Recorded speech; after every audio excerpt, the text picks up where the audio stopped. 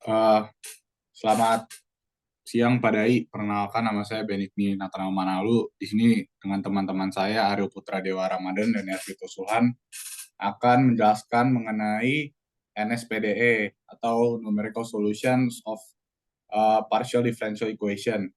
Next.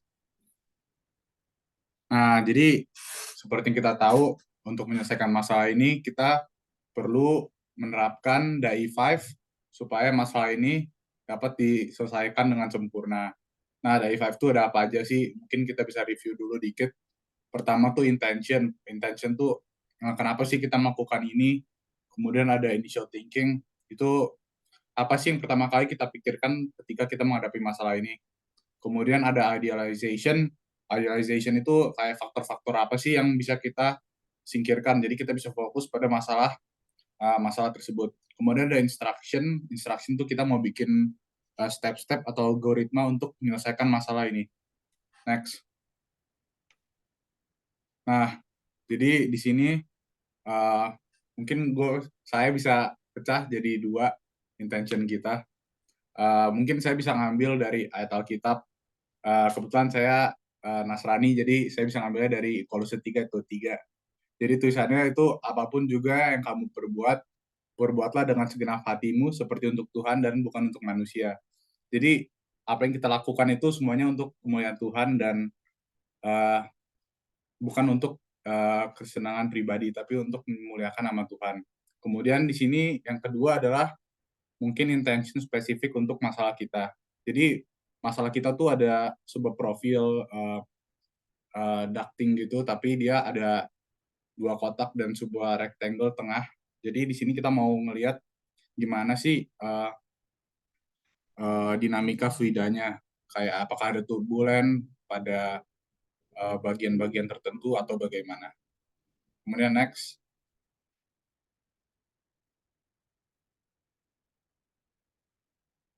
Nah, jadi initial thinking-nya apa sih? Nah, di sini mungkin kita bisa ngambil dari tiga rumus utama kita. Jadi misalnya ini ada inlet, ada outlet. Nah, di inlet outlet ini pasti ada yang sama. Jadi ketika dalam inlet tuh pertama ada mass balance. Jadi massa fluida yang masuk pada in dan out itu pasti sama. Nah, kemudian dari rumus mass balance itu M dot 1 sama M dot 2 kita bisa turunin. Dapat rumus kayak dou P per dou T sama dengan ditambah delta dot rho kali U sama dengan 0. Kemudian ada momentum balance. Jadi momentum masuk sama dengan momentum keluar. Kalau kita turunin rumus momentum balance itu bisa dapat Navier-Stokes. Kemudian ada energy balance. Jadi energi yang masuk itu sama dengan energi yang keluar. Atau net energi yang keluar. Nah, rumusnya juga dapat diturunkan dari rumus energi biasa. Next. Oke, nextnya kita ke idealization, di mana kita bakal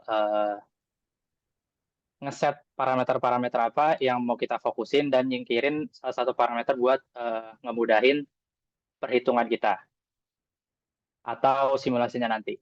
Jadi yang pertama, kita bakal nyoba simulasinya tuh di 3D atau 3D flow, yang mana idealisasinya ini bakal memungkinkan representasi yang lebih akurat dan juga bakal ngebantu kita gimana sih memahami perilaku penuh dari fluida, termasuk apakah alirannya turbulen, sekunder, atau yang lain-lain. Sama bakal ngebantu kita ngelihat aliran fluidanya berinteraksi dengan dinding terowongannya. Lalu kita juga ngeset kalau flow-nya itu bakal steady state, yang mana alirannya tuh dalam keadaan tunak. Jadi properti fluida pada titik tertentu tidak bakal berubah seiring berjalannya waktu. Nah, asumsinya bakal lebih sederhana karena menghilangkan waktunya dari persamaan dasar.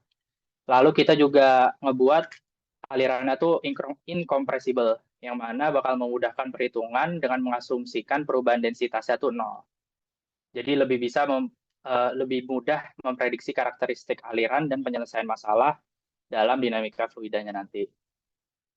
Oke, lanjut ke Ervito, boleh? Buat Baik, instruction. Baik, terima kasih Ariel. Bismillahirrahmanirrahim.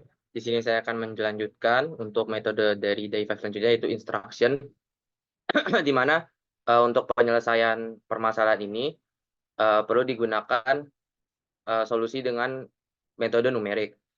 Oleh karena itu, untuk membantu kita menyelesaikan permasalahan ini, saya akan menggunakan bantuan dari software selain hardware dan juga brainware, yaitu software CFD-Soft. Mungkin boleh di stop share untuk saya bisa screen cara penyelesaiannya.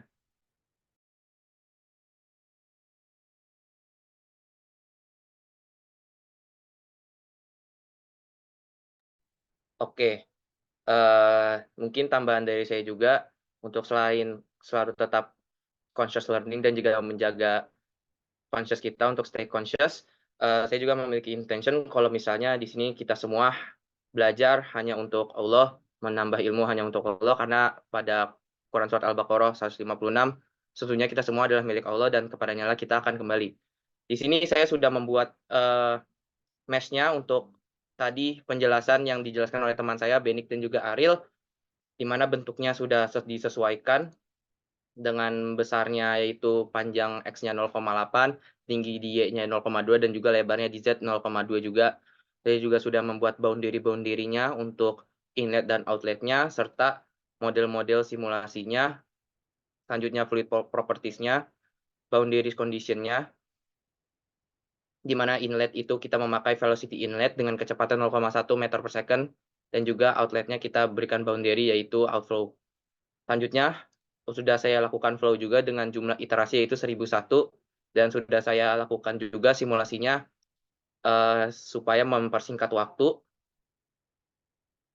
Selanjutnya bisa kita lanjut untuk CFD post untuk melihat bagaimana alur atau gambar dari simulasi yang sudah tadi saya lakukan selama beberapa kali iterasi. Namanya sendiri saya berikan untuk Tuhan karena semuanya hanya untuk Tuhan. Ini bisa dipencet. Oke.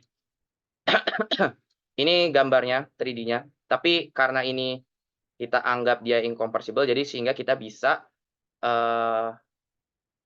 meng-apply untuk 2 dimensi saja. Kita bisa menaruh dengan fitur slice, dan slice-nya ini bisa kita taruh di Z normal, dan jika kita apply maka dia akan terlihat seperti 2 dimensi saja. Oke. Selanjutnya di slice ini, saya juga akan berikan glyph untuk melihat alur-alur bagaimana fluida di dalamnya itu bekerja.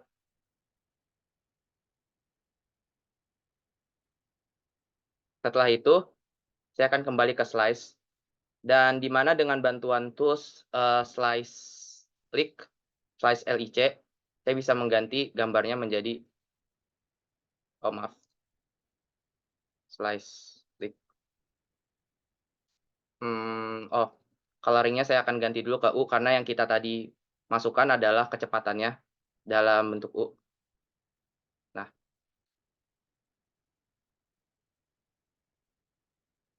Nah, bisa dilihat sendiri oleh kita semua, hasil simulasinya adalah sebagai berikut.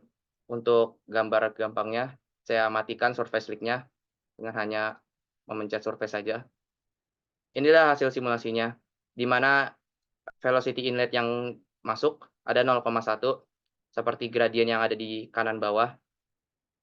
Dan juga nanti hasilnya keluarnya akan sebesar 0,27 meter per second dengan digambarkan oleh warna merah. Jika kita play simulasinya,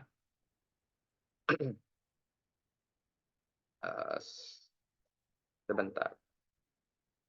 Nah, jika kita play simulasinya, maka simulasinya akan berjalan seperti berikut. Mungkin itu saja terkait penyelesaian melalui metode instruction dan metode numerik. Saya kembalikan kepada Ariel. Terima kasih. Baik, sekian presentasi bagaimana proses DAI5 bisa kita terapkan pada permasalahan untuk mencari dinamika fluida pada tunnel tadi. Mungkin kurang lebih mohon maaf, semoga video ini dapat membantu teman-teman dalam memahami konsep DAI5 dan juga konsep penerapan metode numerik untuk memecahkan suatu masalah dinamika fluida. Oke, sekian dari kami. Wassalamualaikum warahmatullahi wabarakatuh.